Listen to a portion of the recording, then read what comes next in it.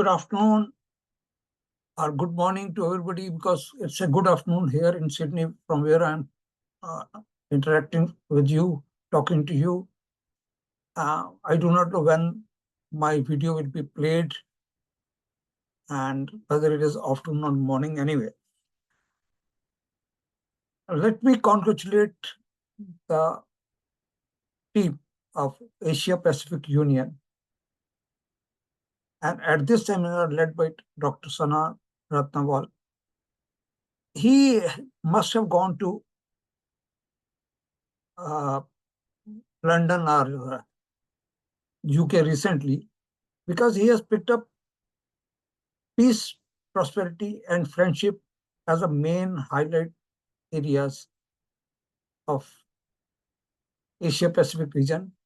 Why I'm talking about this is there is a 50 pence coin which was issued in 2020 at Brexit when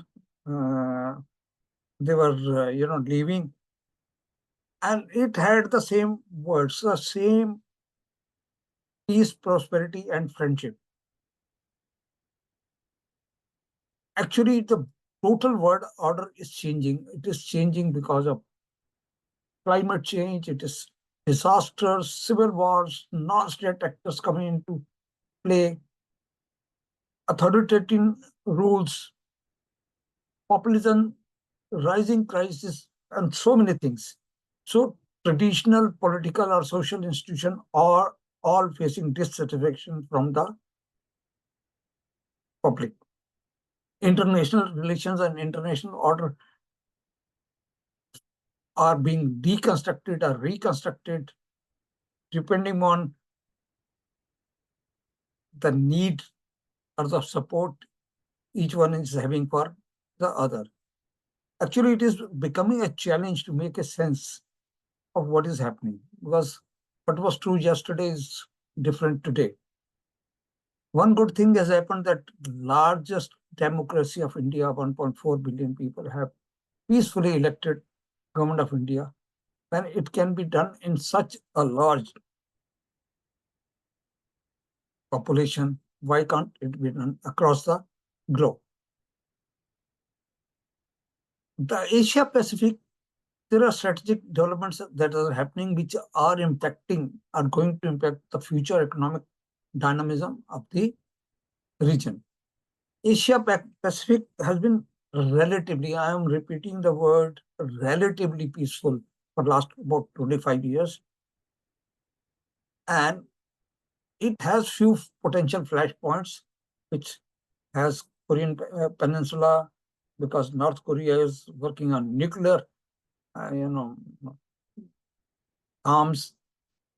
The Taiwan Strait has its own complications. India and Japan are fighting as to take on the role for middle powers.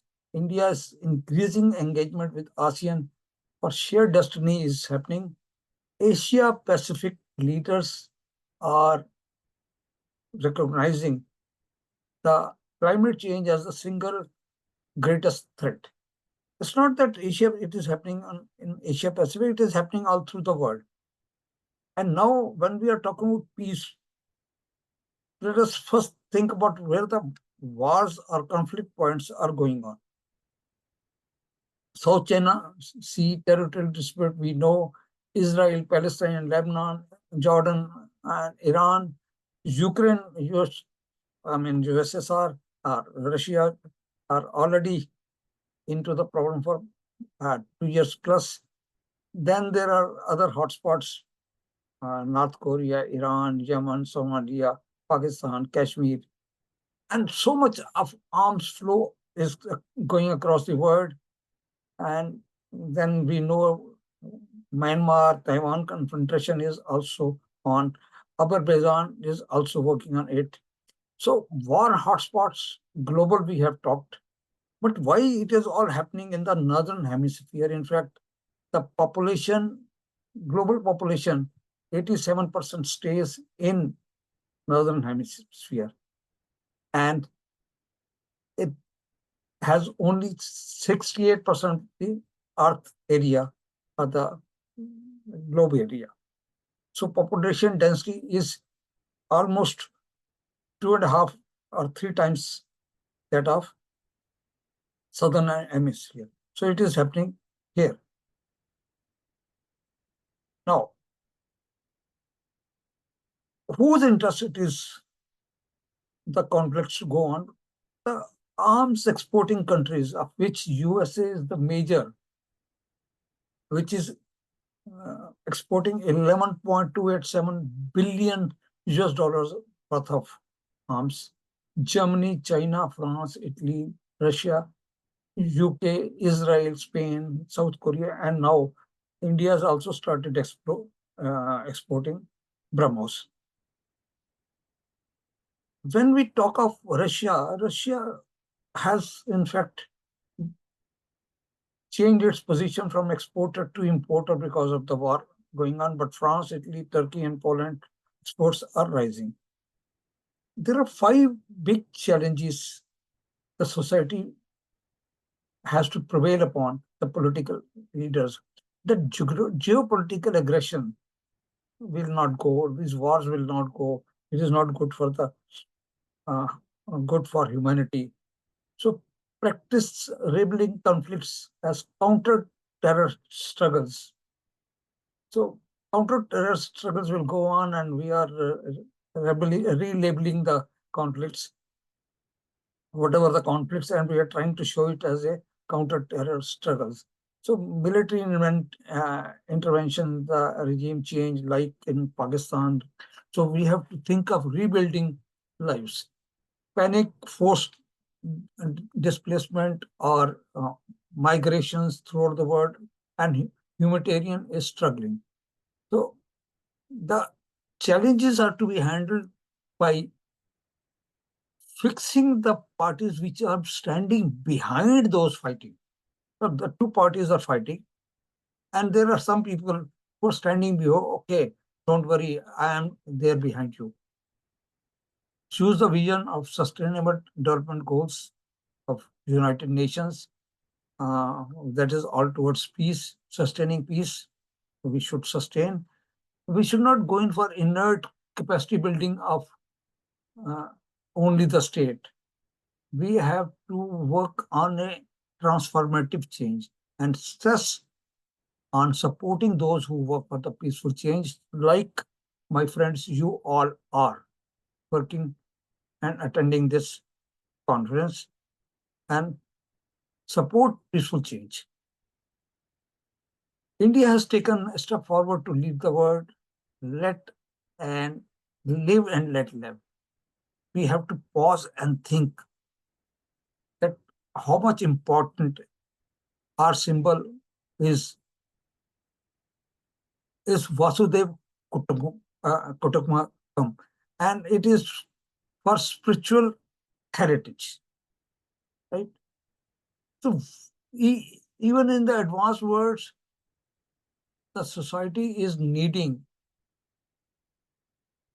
changes because they're worried about cyber security, physical changes, economics, and social changes, whatever all happening. Total changes are required, and it is to be done by inclusive government. There is a total equilibrium. Uh, there is polarizations, populism, and so many things are happening. Democracies are at risk. And then climate change is adding on, which we have already talked. Energy technologies are under transition. We have to go in for adaptation of the new technology, which is these are the collaborative areas for all of us. And as we have discussed, that sustainable development goals will make the world better. It is for people, planet, prosperity, in peace. Suggestions are we have to work on collaboratively on climate change, health disparity, poverty, and there are solutions which are independent of each other countries, but good practices can be transformed. We have to educate, you and me have to educate, asking for significant increase in the incentives for innovative and potentially transformative solutions. And if we are not able to attract the knowledge, or if the this wealthy countries are not able to attract the global talent, then we must learn and send it back to our countries. We have already initiated some actions in this regard, uh, because I'm trying to condense it, uh, physically not being present over here. So we are trying to foster the cultural connections. We are discussing on environmental uh, cooperation. I am personally working on disaster recoveries.